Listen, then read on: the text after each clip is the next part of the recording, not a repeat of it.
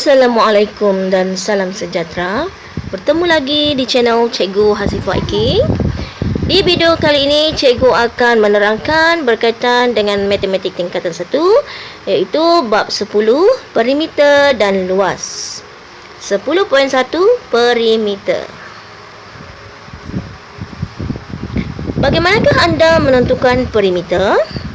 Standard pembelajaran ialah menentukan perimeter pelbagai bentuk apabila panjang sisi diberi atau perlu diukur. Okey, sebelum itu kita kena tahu apakah itu perimeter ya. Perimeter ialah jumlah panjang sisi yang mengelilingi. Perimeter ialah jumlah panjang sisi yang mengelilingi suatu kawasan tertutup. Lihat contoh ini, segi 4 tepat. Okey, sisi di bahagian luar bentuk ini adalah 7 meter, 4 meter, 7 meter, 4 meter. So, perimeter ialah hasil tambah segi 4 tepat ini, sisi yang di bahagian luar ini ya. Okey, so perimeter sama dengan 7 tambah 7 tambah 4 tambah 4. So, sama dengan 22 meter. Maka perimeter segi 4 tepat ini adalah 22 meter. Kita lihat lagi segi 3 di bawah ini. Okay, meternya ialah 6 cm tambah 8 cm tambah 5 cm sama dengan 19 cm. Okay, kita lihat contoh di buku teks ini. Contoh 1, tentukan perimeter bagi setiap yang berikut. Okay, so penyelesaian perimeter iaitu hasil tambah semua sisi luar ya. Okay, sisi PQ ini sebelum kita cari, kita tengok tanda ini ya. Tanda ini adalah tanda sama sisi ya, sama sisi iaitu sama panjang sisinya. So di sini yang ada nilai adalah 4 cm, maka di sini pun 4 cm. Okey, maka di sebelah sini pun juga 4 cm. Okey, kemudian sisi RQ ini tidak ada, tapi kita nampak di sebelah sini sisi ST ini sama panjang, maka sisi RQ juga adalah 3 cm. Okey.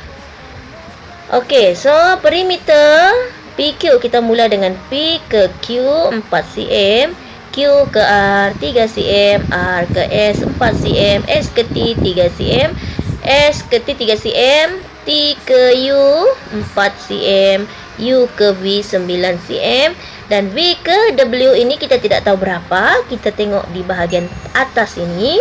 Okey, di bahagian atas ini, di sini adalah 4 cm, kemudian di sini pun adalah 4 cm. So sini 4 sama dengan 12 cm. Okey, so VW adalah 12 cm. Kemudian yang ini pun sama sisi dengan UV. So di sini pun 9 cm. So VW 12, WP 9. So tekan kalkulator 4 tambah 3 tambah 4 tambah 3 tambah 4 tambah 9 tambah 12 tambah 9. Perimeternya adalah sama dengan 48 cm. Okey, kita lihat B pula, contoh B.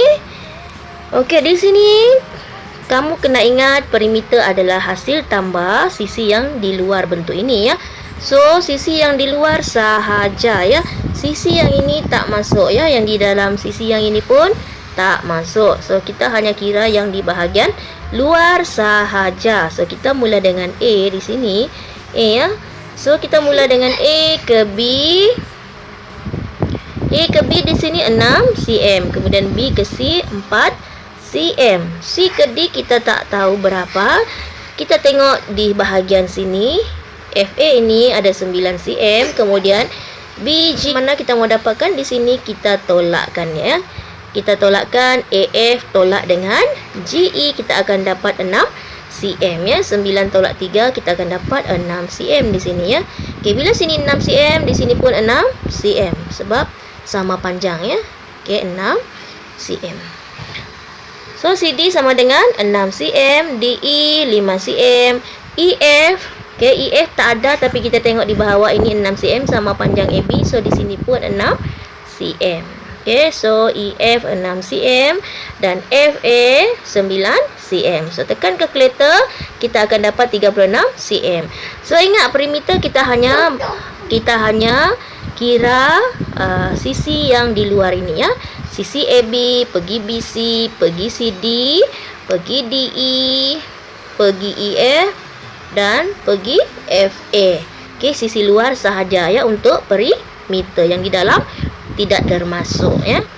Okey, lihat contoh yang kedua, ukur perimeter bagi objek dalam rajah. Okey, kita gunakan pembaris.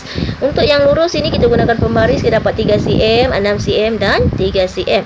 Okey, bagaimana yang melengkung ini? Melengkung ini kita gunakan benang dahulu ya. Okey, kita gunakan benang macam dalam gambar ini ya. Kita letakkan benang di sepanjang lengkungan itu. Kemudian kita benang itu kita letakkan di atas pembaris dan kita ukur menggunakan pembaris. So, perimeternya adalah 1 tambah 3 tambah 6 tambah 3 tambah 1 tambah 6.3. So, perimeternya adalah 20.3 cm. Okay, lihat latih diri 10.1a.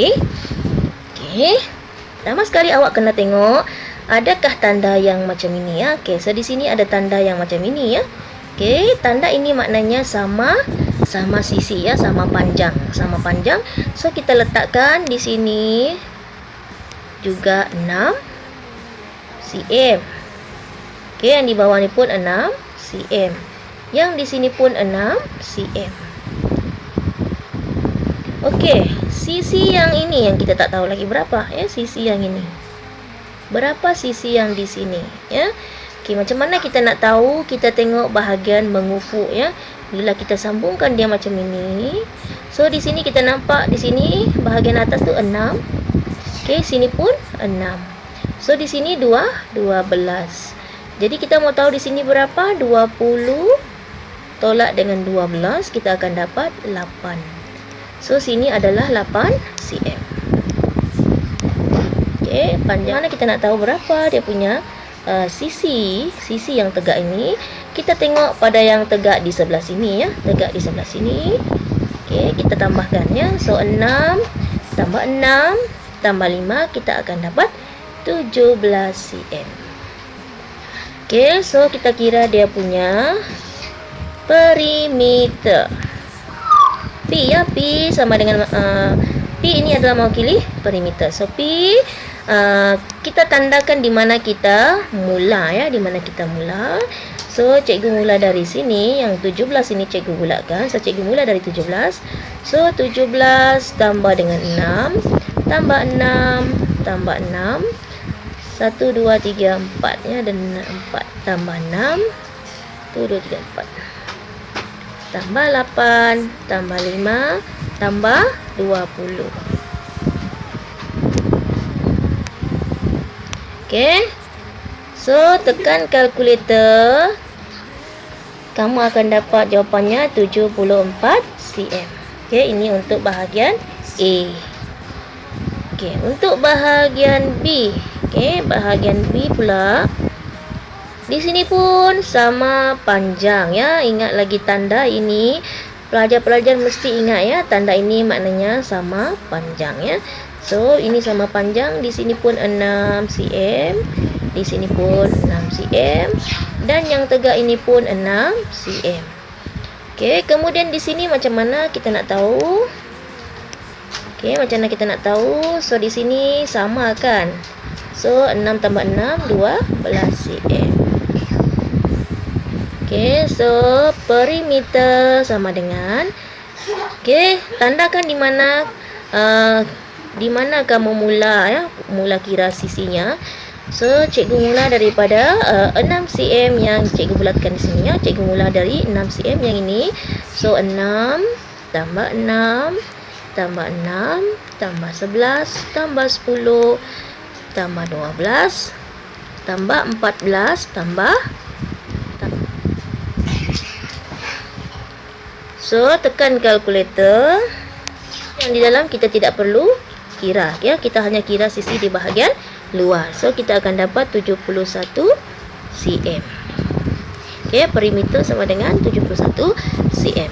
Okey, untuk bahagian C ini pelajar-pelajar perlu menggunakan benang ya, perlu menggunakan benang, dan kemudian benang itu diletakkan di atas pembaris, barulah kita dapat kira perimeternya. So, itu pelajar cuba buat sendiri ya. Standard pembelajaran seterusnya, menganggar perimeter pelbagai bentuk, seterusnya menilai ketepatan anggaran secara membandingkannya dengan nilai yang diukur. Ketepatan anggaran perimeter dapat diperoleh dengan membandingkan nilai anggaran dengan nilai ukuran perimeter yang sebenar. Semakin kecil beza nilai antara anggaran perimeter dengan ukuran perimeter, semakin jitu nilai anggaran itu. Okay, tahukah anda peratusan ralat sama dengan beza antara nilai anggaran dengan nilai yang sebenar ya? Nilai yang kita anggar tu dengan nilai yang sebenarnya itu. Okay, tolak. Kemudian kita bagi dengan nilai yang sebenar dan kita darab dengan 100. Semakin kecil peratusan ralat, semakin jitu nilai anggaran itu ya, semakin tepat. Okay, kita lihat latih diri 10.1b di sini ya. Okey, untuk latihan ini, jawapan anggaran ini bergantung kepada pelajar ya. Okey, contoh di sini 1A ya. Latihan 10.1b. Di sini anggarannya adalah 10 cm ya, dibagi di sini 1 cm. Okey.